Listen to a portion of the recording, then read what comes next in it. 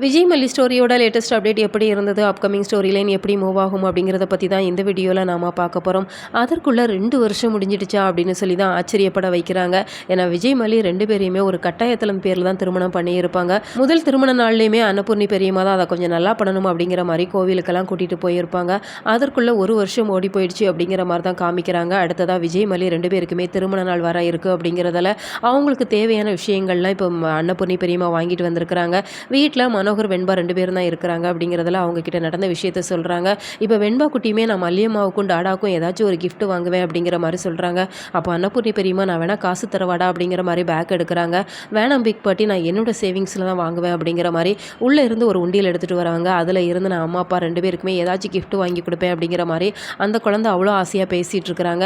இப்போ விஜய் மல்லி 2 பேருமே ராஜியோட வீட்டில் இருக்கிறாங்க அப்படிங்கிறதால இந்த திருமண நாளை நம்ம எப்படி செலிப்ரேட் பண்ணலாம் அப்படிங்கிற மாதிரி தான் மனோகர் கேட்டுட்ருக்குறாங்க.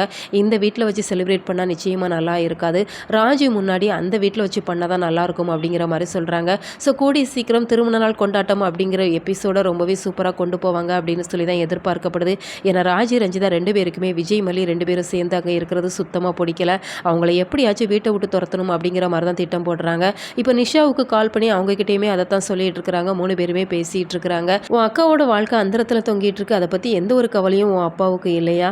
புருஷன் பொண்டாட்டியை என்னோட வீட்டில் வந்து இருக்கிறாங்க அப்படிங்கிற மாதிரி நிஷா கிட்ட சொல்கிறாங்க. என் அப்பாவுக்கு என்ன ஆச்சு அப்படிங்கிறதே தெரியல, எனக்குமே சுத்தமாக பிடிக்கல, நான் மல்லிக்கு அப்பா சப்போர்ட் பண்ணிட்டு இருக்கிறாரு அப்படிங்கிற மாதிரி சொல்கிறாங்க. கூடி சீக்கிரம் இந்த மல்லியை துரத்திட்டு விஜய் ரேணுகா 2 பேரையும் சேர்த்துட்டு நீங்கள் விஜயை கூட்டிகிட்டு போங்க அப்படிங்கிற மாதிரி தான் நிஷா கிட்ட ராஜி சொல்கிறாங்க. இதெல்லாம் நடக்குமா அப்படிங்கிறத நம்ம வெயிட் பண்ணி தான் பார்க்கணும். உங்களோட கருத்துக்கள் என்ன அப்படிங்கிறத மறக்காம கமெண்ட் பாக்ஸில் சொல்லுங்கள்.